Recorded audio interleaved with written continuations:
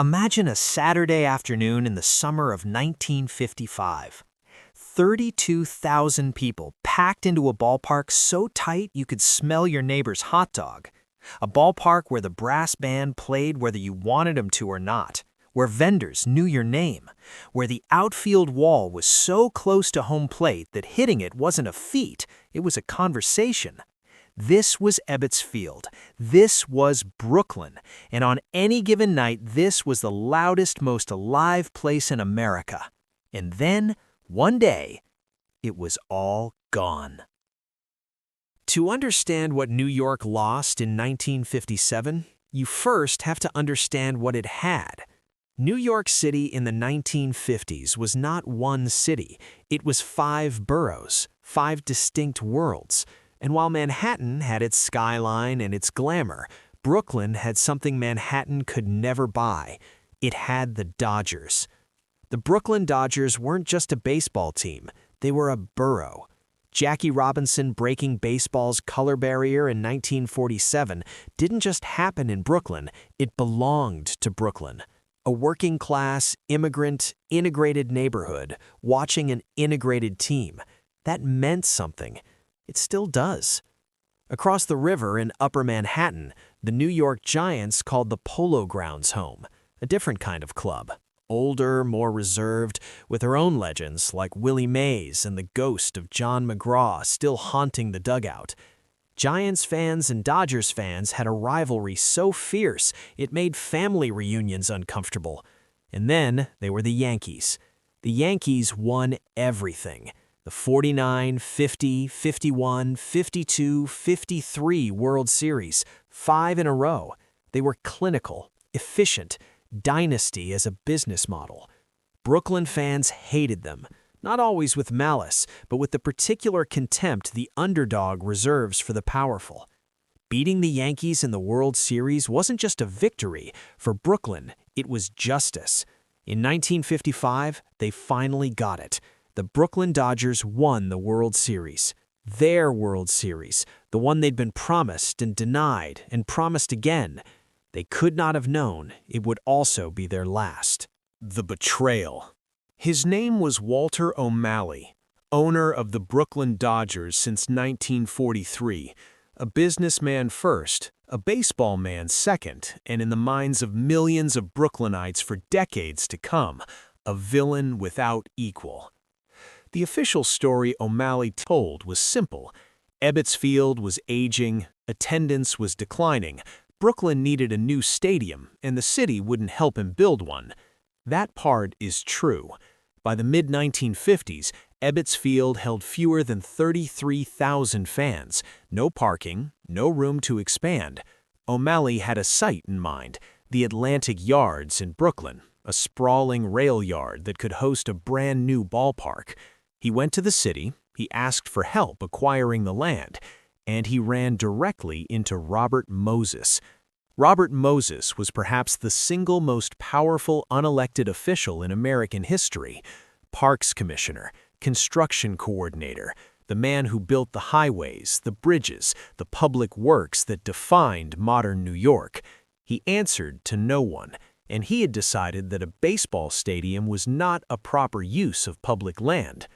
Moses had a counteroffer for O'Malley, Flushing Meadows, Queens. O'Malley refused. A stadium in Queens wasn't a Brooklyn stadium. And Moses, stubborn as the concrete he poured across the city, wouldn't budge on Atlantic Yards. The impasse was total. Meanwhile, Los Angeles was calling, a city without Major League Baseball, a city with land, sunshine, money, and a population explosion that wouldn't stop. Los Angeles offered O'Malley 300 acres in Chavez Ravine for free. The land, the mineral rights, everything. It was not a difficult business decision. Horace Stoneham, owner of the New York Giants, was watching. His own situation at the Polo Grounds was equally grim. Aging stadium, declining attendance, a neighborhood in transition.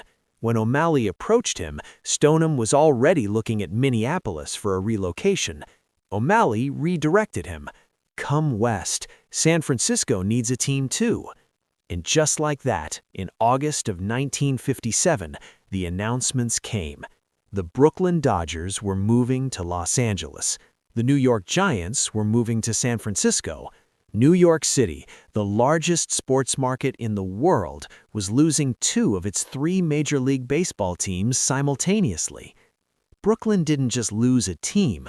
Brooklyn lost its identity, packed into a moving van headed west on Interstate 40. The fans were not consulted, they were not warned, they were not thanked.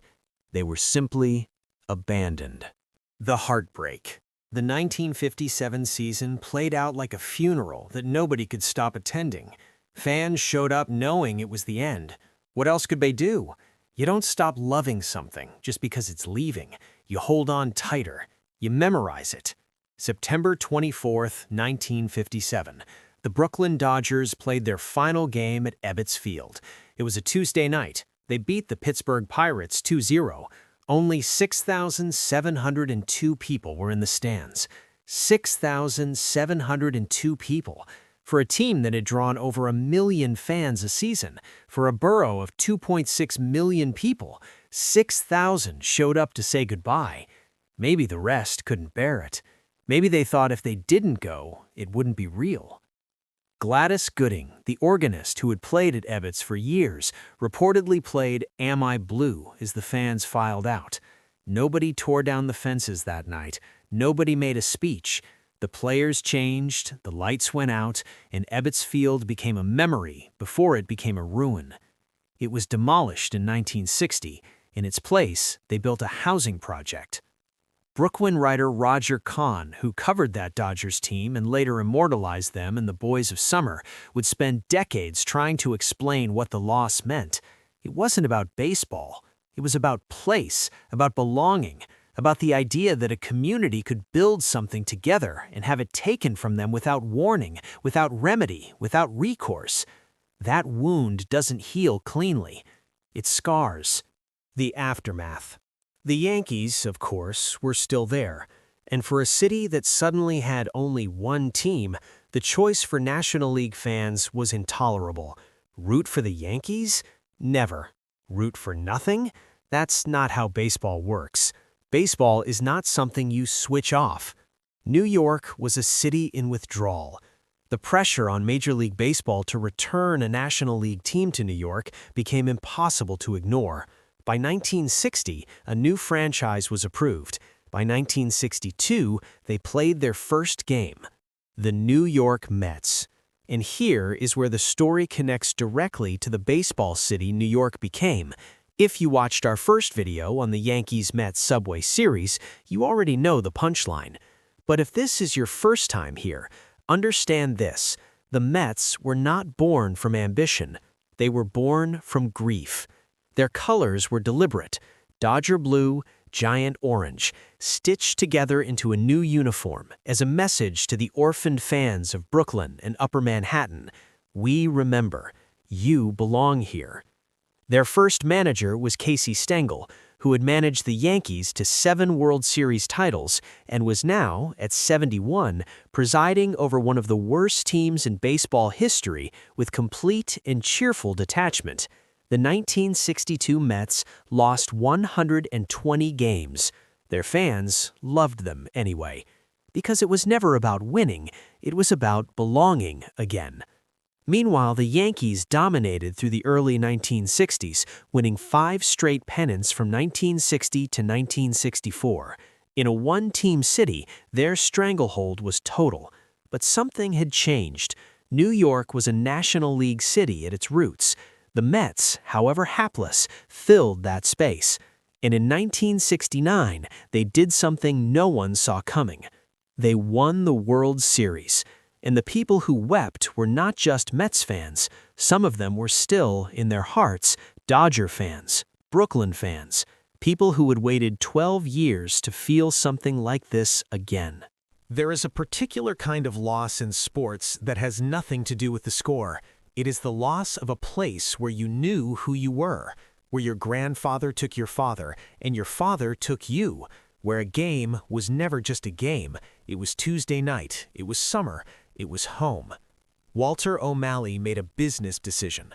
Robert Moses made a political one, and between the two of them, they took something from Brooklyn that no stadium, no expansion team, no World Series could fully replace. There is a plaque on the wall where Ebbets Field once stood. Most people walk past it without stopping, but some people stop. They always stop. If this story meant something to you, if you believe these moments deserve to be remembered, subscribe to Divided Arena. Every week, we go back into the arenas, the locker rooms, and the broken hearts of sports history to find the stories that still matter. Hit subscribe. Leave a comment below. Tell us, whose side are you on? We'll see you in the arena.